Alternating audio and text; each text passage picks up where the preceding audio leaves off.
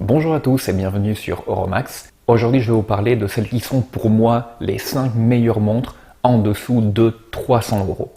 Alors on va définir quelques règles déjà dès le début. Je vais essayer de mettre un peu de variété dans la chose, donc vous n'allez pas voir que du Seiko, du Orient, et vous n'allez pas aller voir que des plongeuses. Je vais essayer vraiment de faire varier les choses. Les montres doivent pouvoir se trouver sur le marché aujourd'hui à moins de 300 €.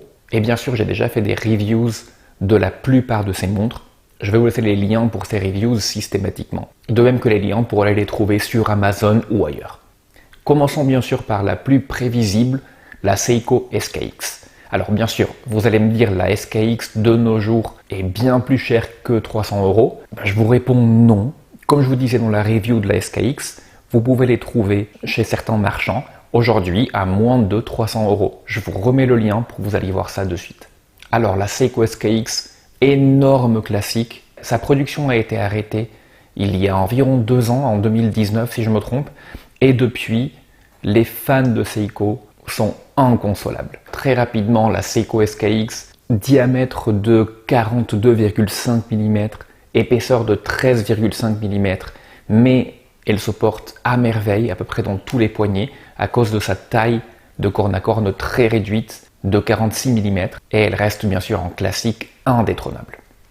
Restons toujours au Japon, dans la même holding, et je vais vous parler bien sûr de l'Orient Kamasu, ou Mako 3 comme certains l'appellent. Cette montre est sortie il y a environ 2 ans. Vous avez des coloris très classiques, comme le noir et le bleu, mais vous avez des coloris un peu plus funky, comme le vert ou le rouge.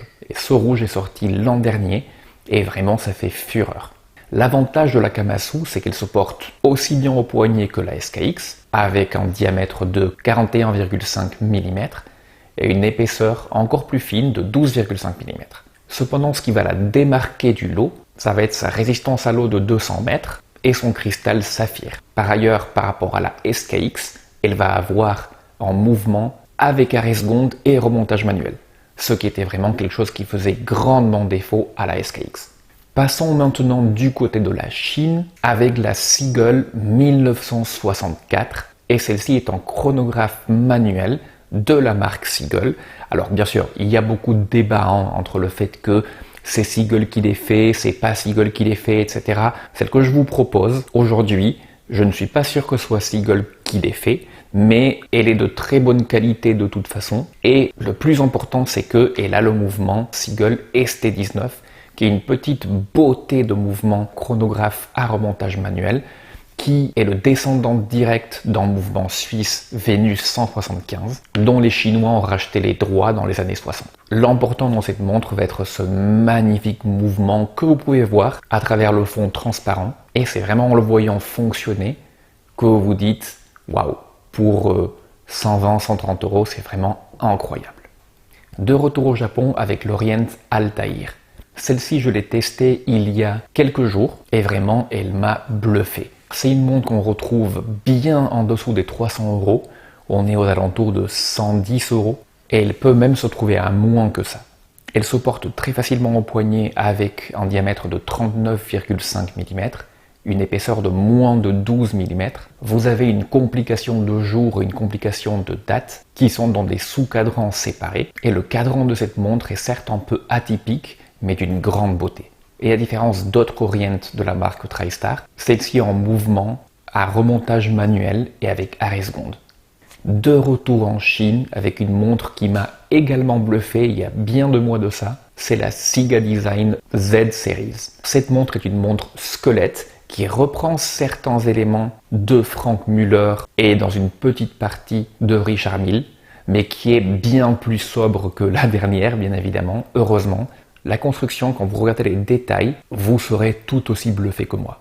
Je vais vous mettre des macros afin que vous voyez comment ce mouvement fonctionne, comment il se voit de face. Celle-ci aura besoin d'un poignet un peu plus gros, mais moi avec mon petit poignet de 16,5 cm d'envergure, elle va bien à mon poignet. Cette compagnie Sika Design est une filiale du géant Xiaomi et vous la trouvez aujourd'hui en dessous des 200 €, ce qui est vraiment une prouesse.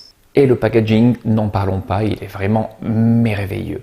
Siga Design est une entreprise qui a déjà gagné beaucoup de concours de design, justement, Ils ne lésinent pas sur ça et vous voyez un packaging vraiment très très soigné. Un packaging que j'aimerais voir dans des montres 10 fois plus chères que celle-ci. Bon, voilà ma liste de ce que je considère être les meilleures montres à moins de 300 €. Mais quelle est la vôtre? Faites-le moi savoir dans les commentaires ci-dessous. Et par ailleurs, je suis vraiment à la recherche d'une montre mécanique ou automatique Swiss made en dessous de 300 €. Est-ce que ça peut se trouver? Je vais essayer de répondre à cette question dans une prochaine vidéo. Entre-temps, je vous remercie beaucoup d'avoir regardé cette vidéo. Abonnez-vous à la chaîne pour que je puisse vous en faire davantage, car j'adore partager ces petites montres avec vous. Bonne journée et à la prochaine vidéo.